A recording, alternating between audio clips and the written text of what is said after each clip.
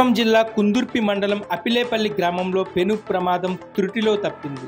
శనివారం గ్రామంలో ఆంజనేయ స్వామి రథోత్సవం నిర్వహించడంతో అందరూ అక్కడ గుమిగూడారు. రాత్రి సమయంలో గ్రామస్తులంతా కలిసి రథాన్ని లాగుతుండగా ఒక్కసారిగా అదుపు తప్పి పడిపోయింది.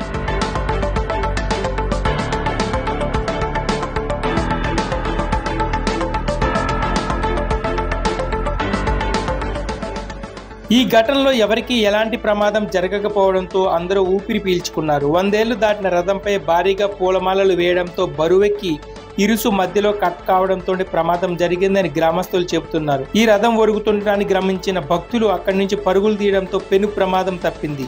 మాఘమాస పౌర్ణమి సందర్భంగా ఏటా అపిలేపల్లిలో ఆంజనేయ స్వామి రథోత్సవం నిర్వహించడం ఆనవాయితీగా వస్తోంది.